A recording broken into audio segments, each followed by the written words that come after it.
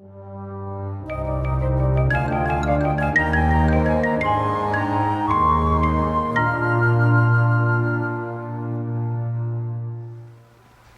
how do you become a priest?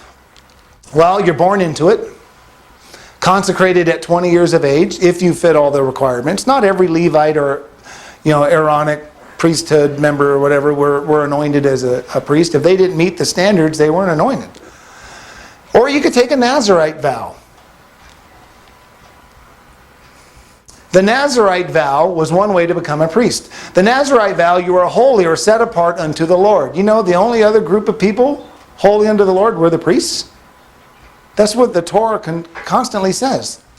This is what Philo said. And when a man has vowed this vow, the law gives him the following command. First of all, to touch no unmixed wine, nor any wine that is made of the grape, nor to drink any other strong drink whatsoever. To the destruction of his reason, his thinking, his mind. Does that sound like what we just talked about with the priesthood?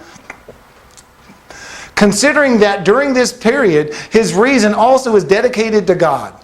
For all which could tend to drunkenness is forbidden to those of the priests who are employed in the sacred ministrations.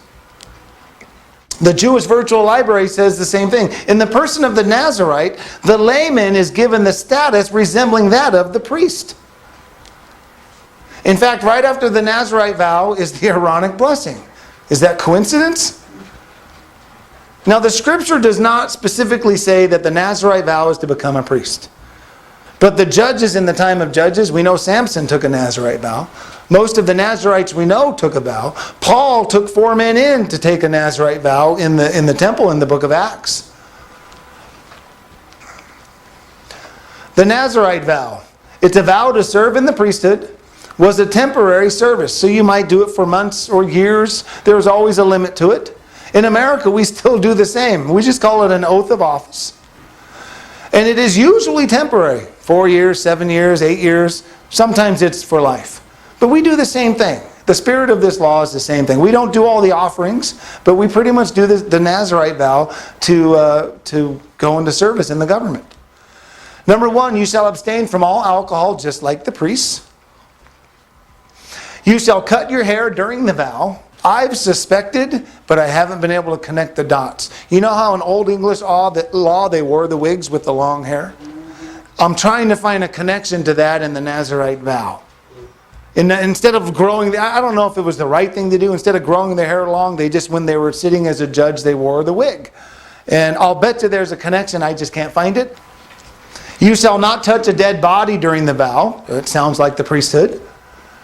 A broken vow, you shave your head the same day and purify yourself according to the law. And upon completion, you shall make your offering at the door of the tabernacle. You shall shave your head at the door of the tabernacle and burn it with your peace offering. This is very similar to what the priests did, the Levites. It's not exactly the same, but this is how a non-Levite would enter the priesthood. Now, this opens the door for a time like today when we don't know who our Levites are. I mean, we have the technology maybe to find out, but there's always a lot of guests involved. How do we take care of that? Well, we take an oath of office today, and we don't have Levites running it. But I suspect that the Levites, the strict application of that law is for the temple. And we don't have a temple in Jerusalem right now. I think as they spread out, there was a lot of leeway for Nazarite vows. But in the temple, I'm pretty sure when the Messiah comes back and runs it, it's going to be all Levites. But throughout the rest of the world, what's it going to be?